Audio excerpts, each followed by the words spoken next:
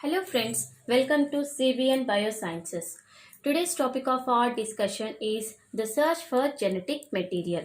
We all know that DNA is the genetic material. However, before this, many scientists thought that proteins might be the genetic material. So there was a confusion between DNA and proteins. Which one is the genetic material? Why? Because proteins are diverse and they have many important functions in organisms. Also, proteins are made up of 20 different kinds of amino acids, but DNA is made up of only 4 different types of nucleotides. But later on, experiments proved that DNA is the genetic material. Now, what are the experiments that proved that DNA is the genetic material? The first one is Griffith's transformation experiment. Then comes the biochemical experiments of Avery, MacLeod and McCarthy.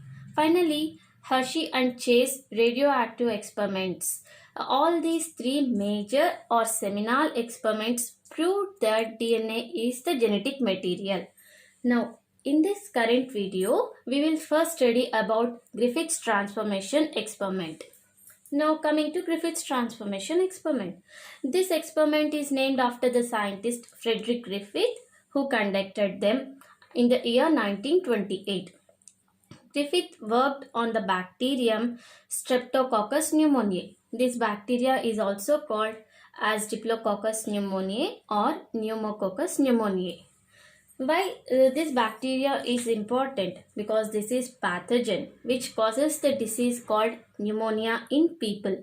This is the respiratory disease or respiratory infection which in the early 1900s and 1950s caused a large number of deaths in the people, and many scientists were involved to find a cure for this disease. So, when Griffith was working on Streptococcus pneumoniae, he found out that there are two different strains of bacteria. One R strain or rough strain and the another one S strain or smooth strain.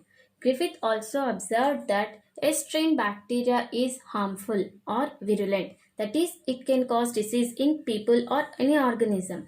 However, the R strain bacteria is harmless or it is avirulent, that is, it will not cause disease in organisms.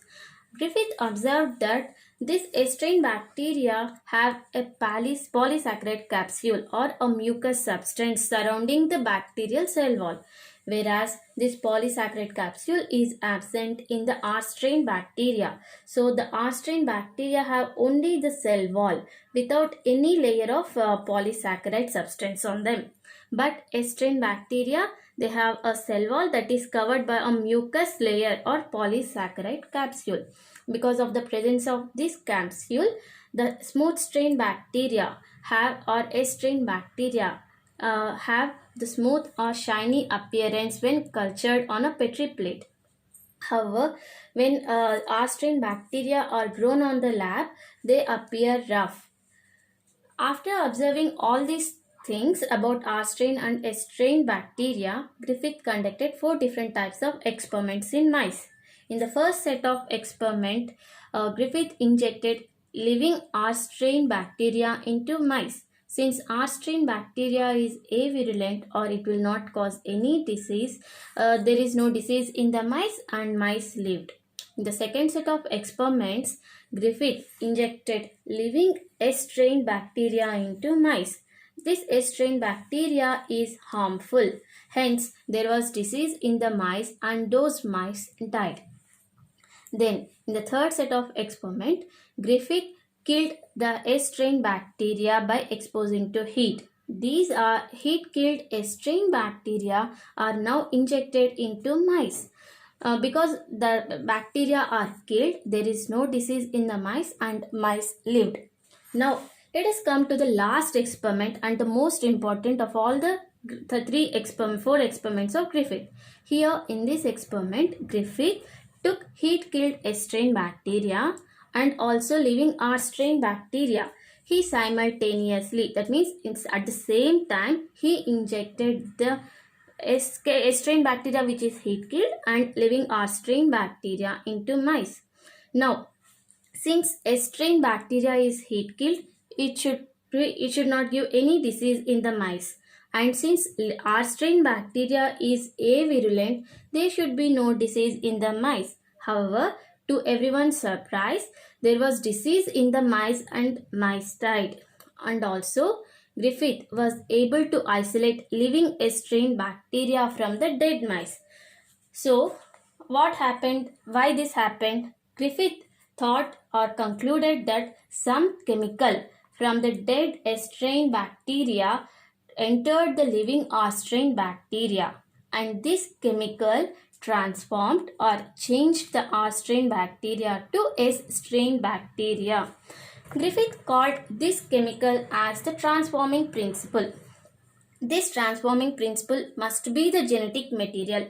Only then the R strain bacteria can get changed to S strain bacteria. This transfer of genetic material from one bacterium to another bacterium is called transformation. And this chemical Griffith called as transforming principle. All these four set of experiments come under the Griffith transformation experiments. However, Griffith did not conclude whether the transforming principle is DNA or RNA or protein or carbohydrate or lipid. He simply said transforming principle is involved in the conversion of a bacterium to another bacterium. And this transforming principle was proved to be DNA in the experiments conducted by Avery, MacLeod and McCarthy. We will deal with this in the next video. Thank you.